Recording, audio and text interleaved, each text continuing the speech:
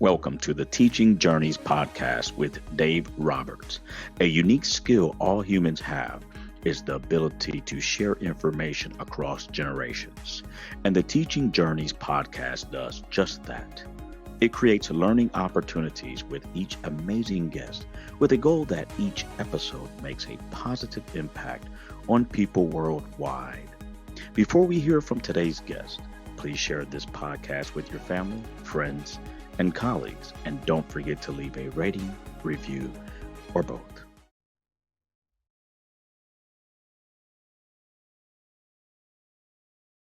Hi, everyone, and welcome to another episode of the Teaching Journeys podcast. I am your host, Dave Roberts, and today it is my pleasure to have as my guest Claire M. Schwartz. Let me tell our listeners a little bit about Claire. Claire M. Schwartz is the owner and founder of Miriam's Well Healing, LLC. You can heal your grief. She has a Bachelor's of Arts degree. She's a certified professional coach, grief and trauma recovery strategist, Reiki master teacher, spiritual counselor, and trauma survivor. She is also a member of the American Academy of Experts in Traumatic Stress. Claire has been in private practice for over 15 years, taught multiple grief and trauma workshops, hosted grief retreats, taught twice at the Global Grief Conference, and has been a podcast guest across the country. She is also the author of Putting Out the Fire, Nurturing Mind, Body, and Spirit in the First Week of Loss, which has been called the most practical advice for the immediately bereaved available today. It is available on her website and on Amazon. And her website and links to the book and her contact information will all be in our program notes. Claire offers support for individuals, families, and organizations in a variety of virtual ways, and is particularly passionate about demystifying and destigmatizing grief and trauma healing. Some of her clients call her Mama Bear, as her approach combines insightful directness with compassion and authenticity. And after all that, I'm going to have to take a little bit of a nap. I can always nap later, Claire, but welcome to the Teaching Journeys podcast. It is a pleasure to have you here today, and I'm glad we're going to be able to have a far-reaching conversation about grief in the workplace. Absolutely. Absolutely. Dave, thanks for having me. It's taken a little while to put this together, but always a pleasure to work with you to build some tools and help folks get through some tough times. Yes, and Claire and I met through both our shared association with the Global Grief Conference and the Global Grief Network. We had done some virtual workshops for Tony Lynch's organization. We found that we had very like passions and we're very like-minded. We also are both Rush fans, so we came together. We came together musically as well. So it's just been a great friendship. Absolutely. Absolutely. So anyway, why don't we get right down to it with some questions, huh? Yeah, absolutely. Absolutely. Right. What would you like to know? Well, Yeah. the first question I'm going to ask you is that please tell our listeners about the experiences that have shaped your life path, your choices at the present time. Yeah, exactly. Well, my life path is long and interesting. People often ask, why do you do this work? Because it's heavy, it's emotional, it's intense. But my answer is always, they say, do what you know. And grief and trauma has been the hallmark of my entire journey. Growing up with all sorts of abuse and neglect, very difficult circumstances in my household, and which did not leave me well prepared for life. And of course, once you get out into the world, life will start throwing you curveballs because that's what it does. And the biggest curveball was actually one that wove grief and trauma together in a very tight ball, because that was the sudden loss of my mother in 1995. She passed away suddenly, and that was one of those phone call at midnight, and suddenly your life is never the same. And so, following my 3 months of nervous breakdown, I would say my healing path began, but it just the barest edges of it was realizing that I had no idea who I was and what anything was really. And it started me on a very long path that led me from the Midwest to New York and then to New Jersey, where I currently am. Um, been through a lot of other losses, a lot of other traumas. I always talk about, well, I stopped because losses are not just deaths. There are other things that happen in life that create a loss. Even sometimes good things have a loss aspect to them. So in listing all of my losses, I stopped counting at 40, and I don't mean 40 years old. I mean 40 losses. Um, so because after that, it just becomes redundant. But it's become the hallmark of how I've shaped my journey is learning who I am and learning how to survive and grow beyond the things that life deals us. Sometimes we get a very odd mix of some real gifts and some real hardships. And how do we navigate all of that?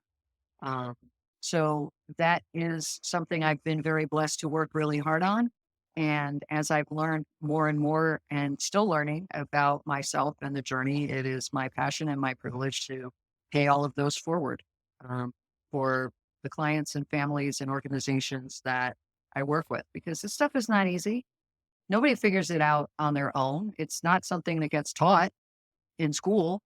It's something you got to figure out on the path. And it's tough stuff, and that's okay. It's the most important work of our lives. And figuring it out and navigating that means we need help. We need folks by our side who can walk the journey with us to help us figure out all of that intensity and all of that emotionality to make a life that is not defined by the grief and trauma, but by our survival and our joy and what we can contribute then to the next folks who come after us. And I've always felt it's important to have on that path individuals who are not only willing to sit with you during the worst trauma and the worst pain that you may experience and will experience in your life, but Yeah. are also those individuals who are willing to introduce you to different perspectives that are going to be necessary for us to learn how to live in a world that is now different. And every trauma changes the landscape of the world that we live in.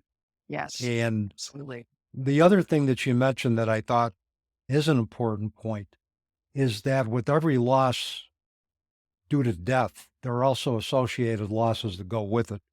And I think that's why grief is such a complex process to navigate, because not only is there the loss due to death, but you also have the loss of relationships, you have the loss of dreams for the future, and all of these weigh into with the physical loss as well too, making grief a very challenging path to navigate. And it's even more layered than that, because depending on the loss, your view of your place in the universe has changed, is one piece of it. The other piece I was thinking of as well is it's not only a death, but there's grief associated with a divorce, there's grief associated with changing jobs or losing your house, or, I mean, any number of the traumas that we go through in life, there's a grief aspect to it. And even happy things, getting married can have a grief aspect to it. Retiring can have a grief aspect to it. So it weaves throughout so many peak experiences of life, and they can be really high highs or they can be really low lows, but more often than not, it's a combination of the two. We're going to be talking about challenges and solutions for grief in the workplace today. So it seems like this is a nice segue to get into some of those questions. So first of all, how did you become interested in issues related to workplace grief? Well, pretty much every loss, one of the first things that comes to mind is, can I get off work? And usually the answer is yes, but then it becomes very fraught, is how much time do we have off? How does your workplace respond? We spend more time at work often than we do at home with our families. So how they respond in a crisis can make things easier or much harder. Um, when I was lucky when my mom passed, to be able to use, it was the year that the Family Medical Leave Act started. So I was able to take some time off, to take care of myself. But with many subsequent losses, it got more challenging. And when I put a message out on LinkedIn to ask for stories about what's happened with your experiences with grief and loss and how your employer responded, I got an avalanche of answers, mostly in private messages, because especially on LinkedIn, people didn't want to talk about that. They didn't want to talk about how maybe it was their current company, how they responded. So there's a lot of shame and stigma connected to it.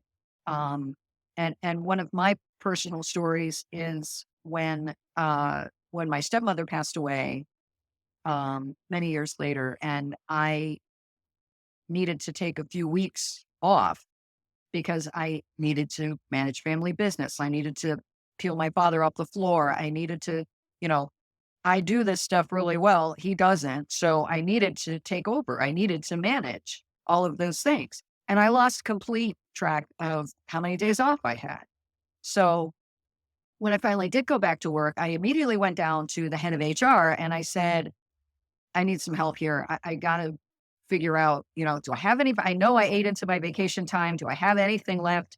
What's the scoop? Can you help me count all of those out?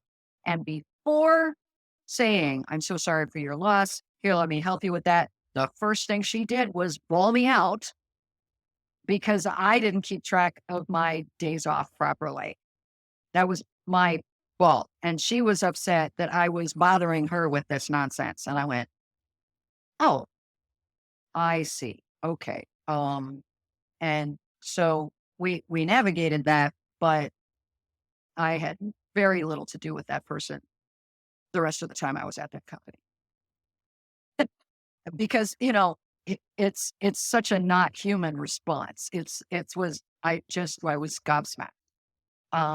And so you get all sorts of stories like this. Never mind, the details of bereavement policies, which I'm sure we'll get into, but it's so in doing this work, supporting grievers in particular, for the last 15 years, it's such a hallmark of what people have to deal with is how much time off can I get? And how does the workplace respond? Are you expected to just pop back into your normal job and behave the way you could before, function the same way?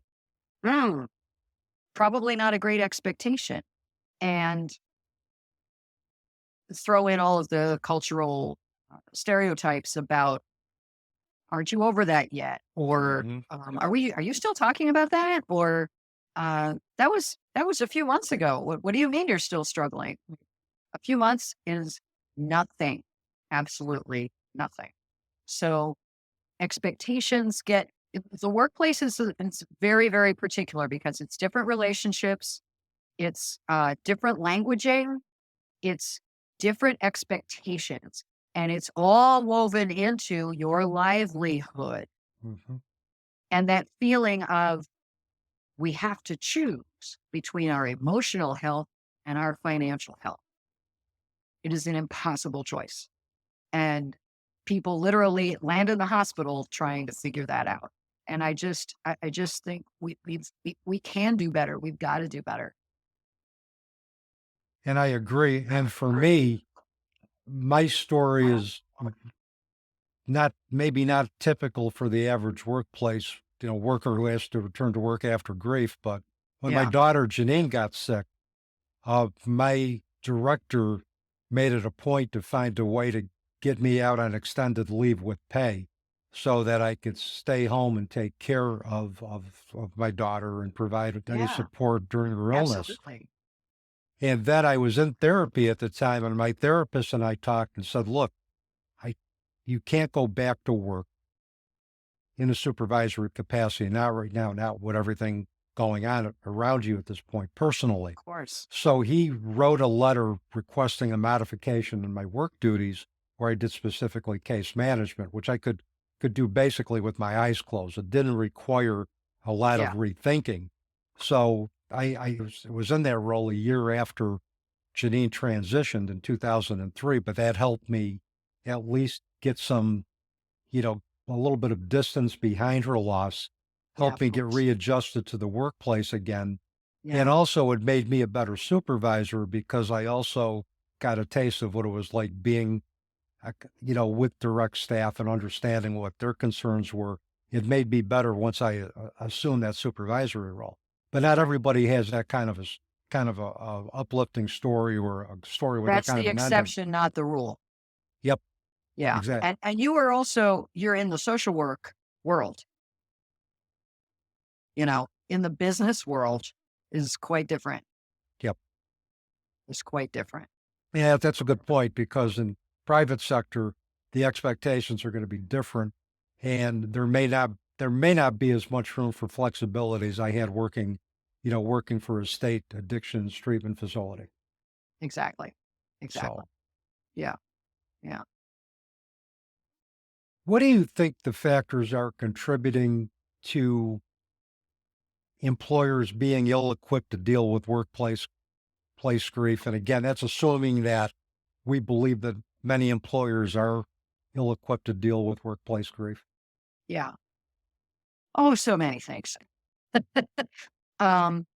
There's this misunderstanding about humans that somehow your emotional life and your work life are supposed to be kept separate somehow. And it's so destructive. And I don't know if I would call it, it is partially ignorance, but it's also willful ignorance, because it's historical rather. It goes back decades that work is work and home is home and never the twain shall meet. But that's the same person going from that house to your workplace. So it's a different role.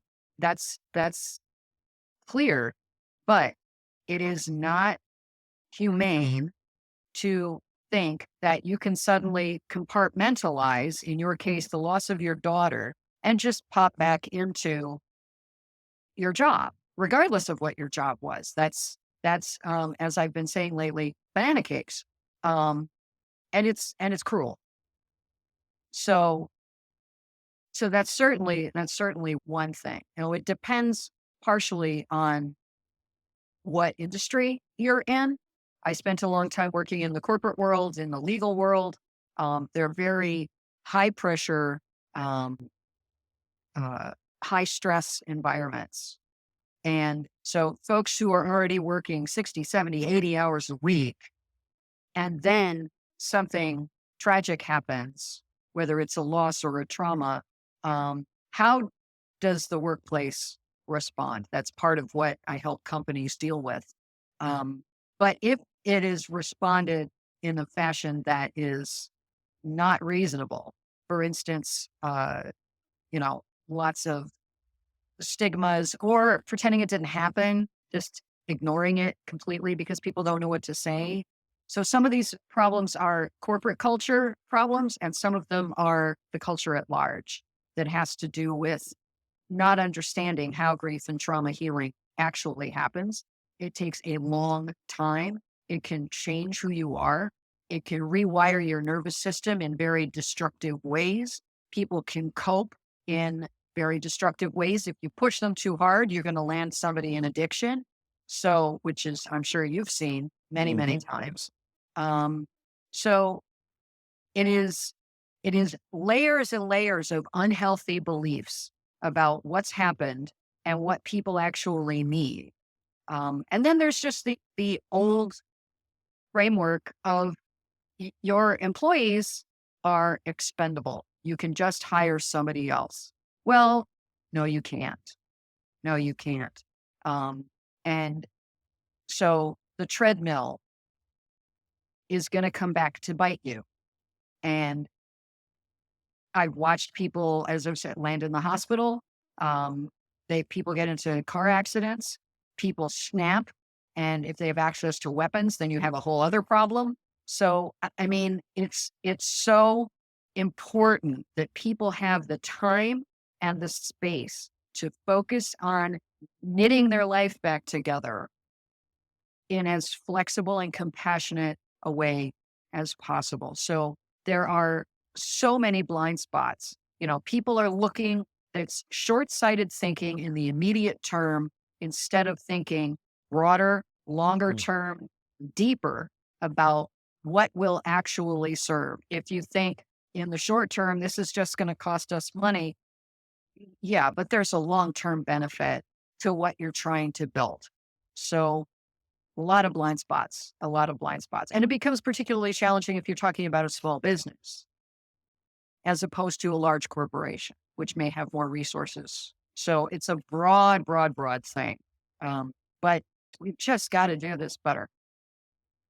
Well, and the other thing too, if employers have the attitude that employees who are grieving are expendable and replaceable, what you end up looking at is how much does it cost to retrain new employees. And that's also going to eat the bottom line. So I think if we can teach employers how to be flexible, better responsive to the needs of grieving employees, retention rates become better, their satisfaction becomes better, and they're spending less money on retraining. So, yeah, like you said, yeah, it requires a less short-sighted approach in looking at the greater picture. The other thing, and I was talking to another person about this, our personal lives are inextricably woven into our work lives. When we're having issues at work, it's usually because of what's going on at home. And as a supervisor, I think it's important to understand as much as what's going on personally with that individual, as well as their professional goals. And if we're talking about something like dealing with a long-term illness or a sudden death or a divorce that just pulls the family asunder, those are things that we need to be aware of and offer specific services. Even EAP, offer an EAP referral so that individual can learn to manage what's going on in their personal life so it doesn't impact their work life. Yeah, and that it's the reverse is also true, that sometimes the work issues will leak into home as well. So there's an interplay that happens there. And so how to break that cycle and build in support in better ways so that it doesn't come up that something tragic occurs that could have been preventable. Hey, have you come across statistics, Claire, about how unresolved grief affects workplace productivity, absenteeism rates, and morale? And if so, what can we conclude from the data? Oh, yes.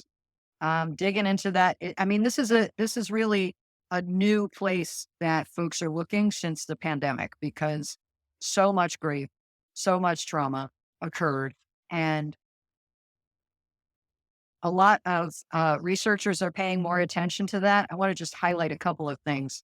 The statistic that's jumped out at me recently was a survey that Northwell Health conducted, which is a national healthcare chain. They surveyed over 5,000 of their employees. Now, they're in the healthcare realm, but as far as just the overall subject of well-being and wellness, and what impacts their productivity at work, different things on a scale of different types of wellness. And the number one thing is emotional wellness.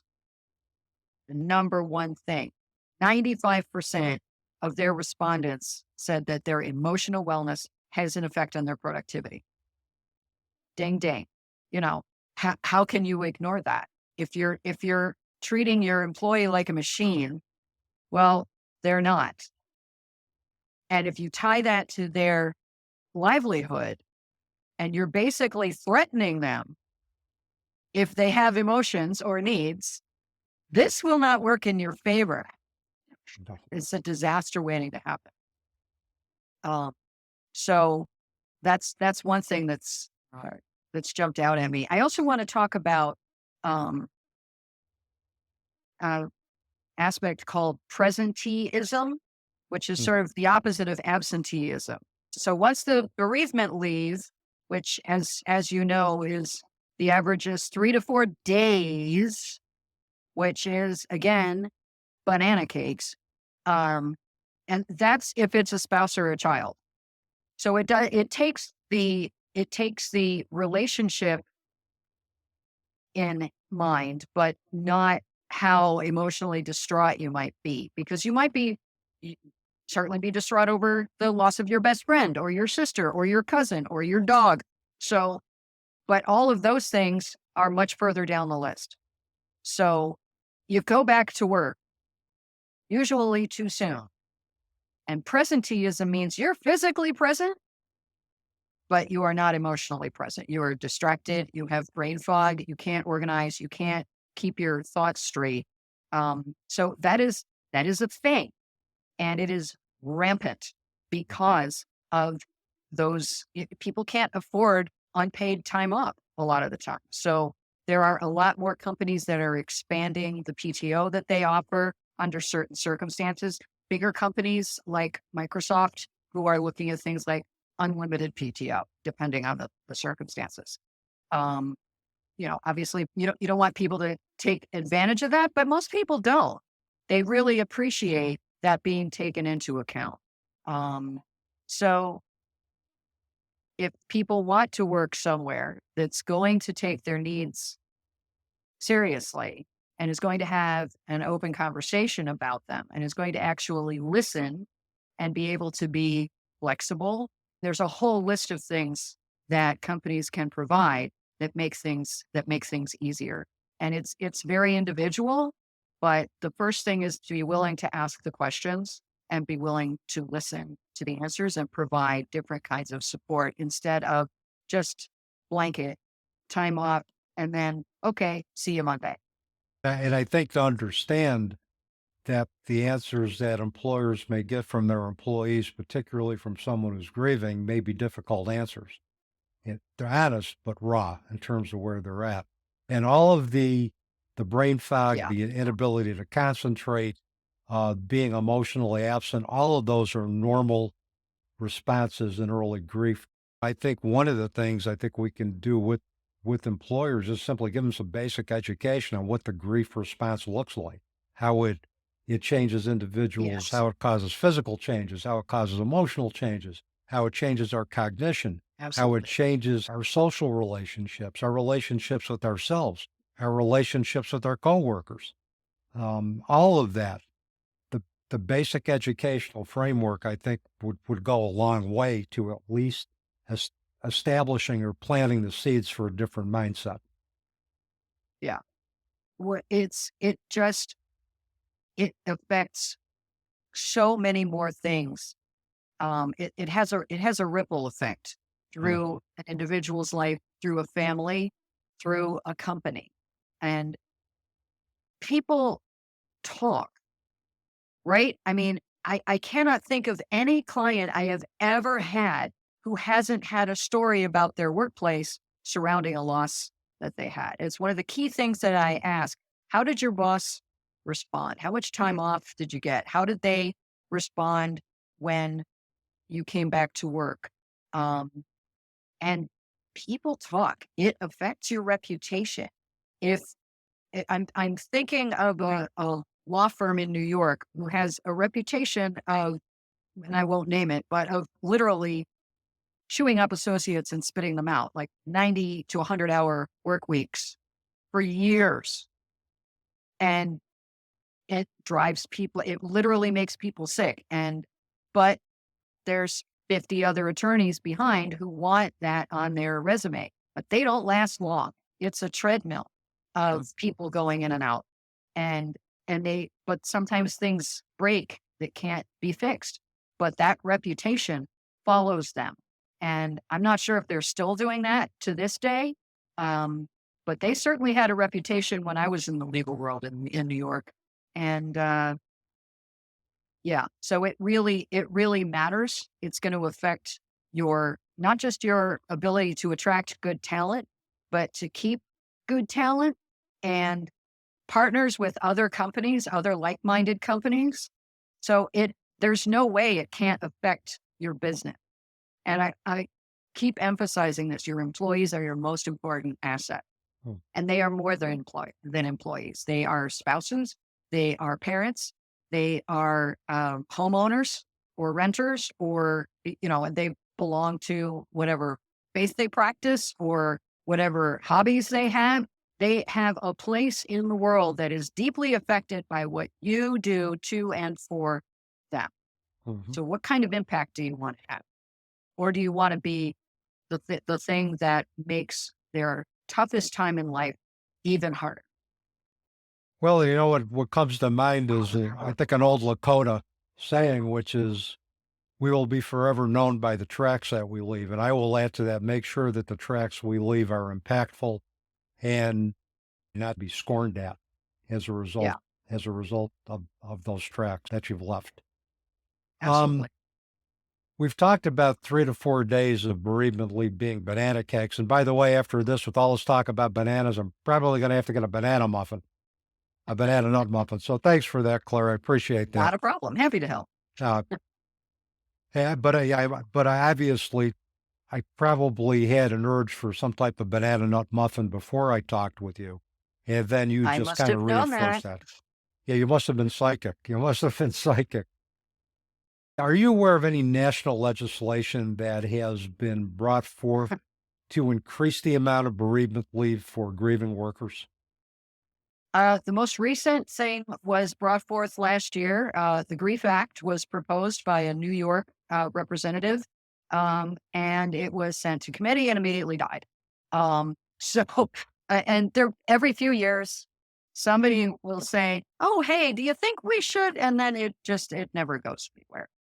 It is up to individual states. If I'm not mistaken, there are only 14 states that have specific requirements, but none of it is adequate. And it's up to individual companies. So there's no national stance on it. It is not a requirement. But I don't know.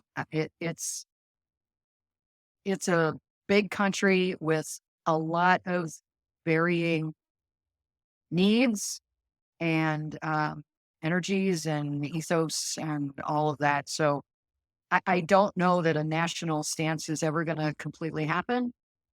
But that's why we have to go company by company and do what we can to meet the leaders who are making those decisions, the decision makers, and say, who are interested in, can I do better by my employees? Can I do better by my team? Can I build something that's really going to support them when their life is shattered on the floor? How do I do that? Mm-hmm. And that's what I want to help companies do, because I don't know that a national thing is ever going to happen. Sadly. Yeah, sadly, I think you may be right about that, but I think if we can impact, or you can impact, one company at a time to create a workplace culture that is responsive to the needs of traumatized workers, it's the word is going to get out, and that company is going to be probably more at the national forefront of a lot of different things because of the way they treat employees, because of providing that type of a nurturing environment that accounts for their personal challenges, but also allows them to grow in the workplace and to grow professionally. And I really think that combination is really key. I mean, I think the element of compassion is something that is not utilized consistently, and I think needs to be. The late Ram Dass talked about natural compassion, that, the ministries, and I am paraphrasing him, that we build and the relationships that we build come from, the compassion of a very sensitive and giving heart. And again, that's all paraphrased, but if we led with compassion, if we use that as one of our universal values, I think you would see the bottom line in most companies improve. I think you would see morale improve. We wouldn't even be talking about the need for increased services Exactly. for employers to take care of the needs of grieving workers. So tell us more about the kind of work you do with companies and what the general response is to the resources that you provide. Well, I'm building it out. I'm getting more feedback from employees as well as leaders about what they are looking for. My job is not to convince somebody who doesn't get it. I want to talk to the leaders uh, who are interested in finding a new pathway forward. And it's very company specific because so there's a lot of flexibility built in to what I offer, what I want to offer, because sometimes it's going to be um, we want to provide. We have 1,000 employees. We want to be able to provide if somebody needs it that we pay for them to have 10 sessions with me, and uh, they can schedule those at their convenience. Um, and it can also be education for the management, the staff, specific kinds of support. How do you support a colleague who's had a loss or a trauma? What to say, what not to say. How to deal with the stigmas that come from very difficult conversations, and how to build something that is more, as we said, compassionate and humane. Because if you treat people like with a steam engine, you're going to run right over them, and nobody's going to want to work for you. So, and some leaders get that, and some honestly don't. Where they say, "Oh, I don't have time for all that." Mm, well, okay. When you figure it out, let me know. I'll still be here. That's all right. If you've got questions, if you want to speak to me privately, because it's also sometimes interesting that somebody doesn't want to say something in front of the team, but then I'll get a private message saying, can I ask you about this? Because I wanted it, but I don't know what it means. I don't understand all this. This feels like very ooey booey, touchy feely stuff. I don't get it. That's not how I'm wired. But my employees are kind of asking me, but I don't know what to say. I don't know. So it can be education along those lines. So it really depends on what they are asking and what they bring to the table. But the willingness to have the discussion is the first part, and the recognition that it can't be about lip service. A lot of EAPs will provide things like, oh, there's a yoga class, you know, every Tuesday, or here's a gym membership, or we have a company retreat. I'm like, okay, that's good. But I'm talking about if somebody is dealing with, maybe they're having legal trouble from somebody. Maybe they've had a car accident. Maybe they've just had a scary diagnosis, or maybe they've just had a loss that pulled the rug out from under them that they don't know how to deal with, but they're clearly off. Their productivity has taken a hit. They're not tuned in at work. They've got the blank look. Their behavior has changed. Um, they might look like they're not sleeping. There might be health challenges going on. They used to go with this group for lunch, but now they're going in the office and closing the door. You're looking for behavior patterns where something's wrong here. Something's wrong here. And how do we help that person? So it can be on the individual level as well as the company wide level. So it's concierge support, because it has to be based on what that particular company needs. The other piece that I do offer is a program that I call wound care, which is something traumatic has happened in the office. Either somebody has died, or something shocking has happened, or it could be something has occurred in the national spotlight, and everybody's talking about it. Everybody's sort of stumbling around. What do? We need an expert to talk to. That's something else that I offer, so that folks can feel like they have a resource. Things are difficult to talk about. It's emotional. It's hard. But there has to be a better answer than just go in the bathroom and cry. So, which is what a lot of folks do. And that's not a bad thing per se, but also that's not support.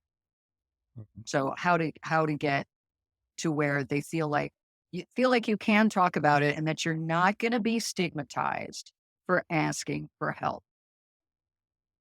That's huge. Yeah, it's amazing after all these years that I've been in the human service field that there's still a stigma around asking for help or saying, I can't do this myself. Huge, huge.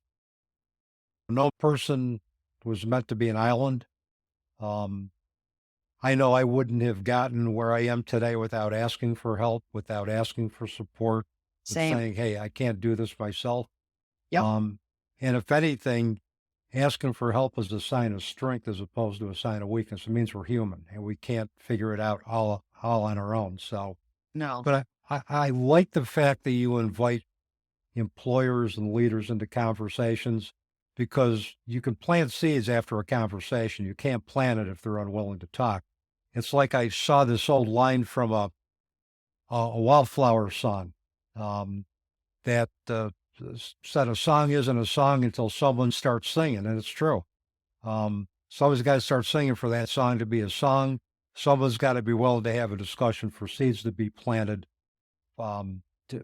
to help them consider doing things differently down the road. So, yeah, if you want to go in that direction, I mean, we all, well, not all, some of us have, it's not going to happen to me, or I don't see because it hasn't happened to me. But at that moment where it suddenly clicks, that you need to learn, thank you, Mr. Peart, that we are only immortal for a limited time.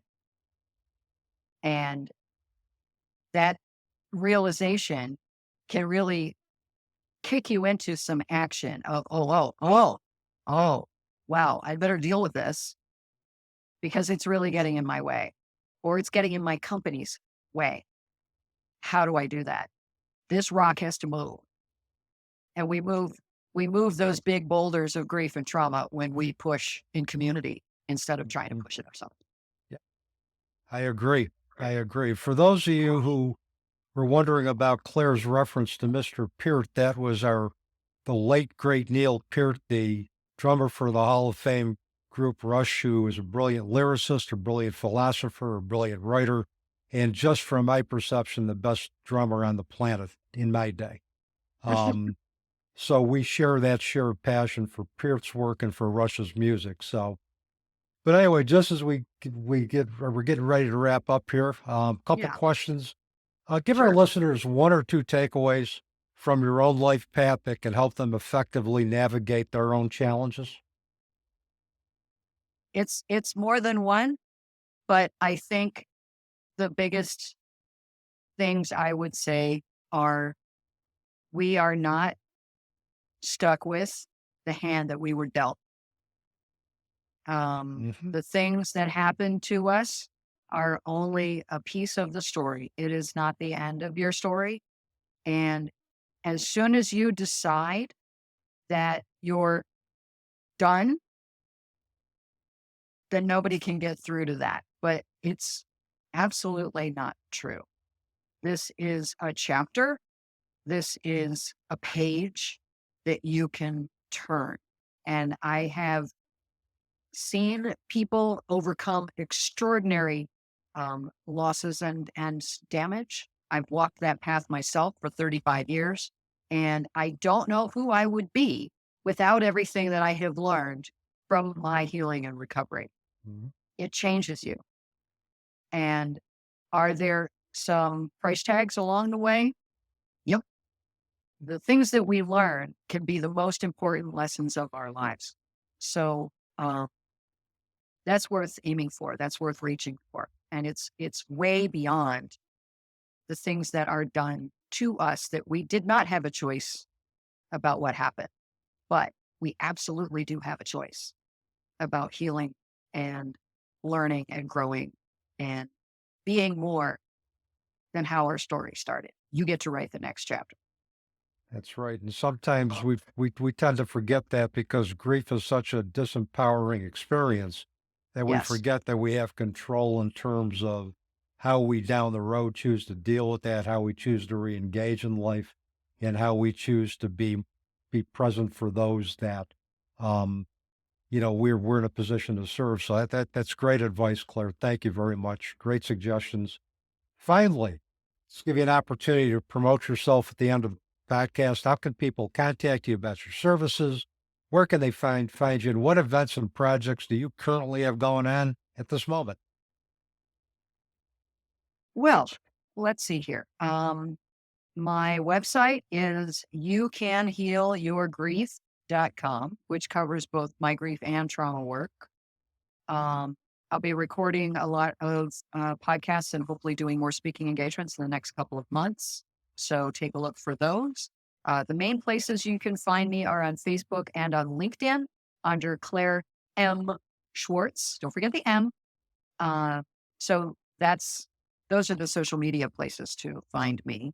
My email is nice and simple. You can heal your grief.com or at gmail.com. We're recording this a couple of months before it posts, so I will have participated in a grief summit. That's going to be online, so that'll probably be posted on my social media. You can find it there. I also do a lot of work around the holidays, which may be past by the time this posts. I don't know, but if you need post-holiday support, that's floating around somewhere as well. There's also, Dave did mention my book. Where do I put the book? Here's the book. Putting Out the Fire, Nurturing Mind, Body, and Spirit in the First Week of Loss and Beyond. And even if it's not the first week, it's whenever you're starting your grief journey. And that's available on Amazon. I know the title's long, so I'll just hold this up again. And that link will be in the description also. And it's available on my website if you want to order it direct from the self-published author. That would be awesome. Or you can do it on Amazon, whatever's easier for you. But if you order it from me, I'll send you a signed copy. So there's that. And the main ways I work with people are individually, regular sessions. That's one piece. For people who want to work more intensively with me, I have a 3-month program that runs through an online portal. And that's basically having a grief and trauma expert in your pocket where you get constant worksheets, feedback, videos, more meetings with me. And so that's an intense burst of healing and hopefully a little bit of wisdom thrown in to really put the gas on your healing path. If that level of work appeals to you, I have that as well too, because for some folks, once a week's not enough. More intensive support means more intensive healing. So there's that. And I talked somewhat about the organizational support. So if your company or organization would like to speak to me, just reach out. That's mostly on LinkedIn. Come and find me. I'm available. And I always say, ask me anything. Nothing scares me. I've got you. I could not think of a better grief expert to have in your back pocket than Claire. Her book, Putting Out the Fire, is great. I have read it. It's a great resource for anybody who's grieving, for anybody who wants to know more about the grief process and how to be of support. It's a great book. I would highly recommend it. Claire, thank you so much for spending some time with me today. It was great, and we will do this again for sure. You bet. It's always a pleasure, Dave. Happy to help in any way I can. And, the work doesn't end, but it does get better. It can get better. It does get better. And it's, like I said, it's the most important work of our lives. And we all need a little help doing that, including you, including me.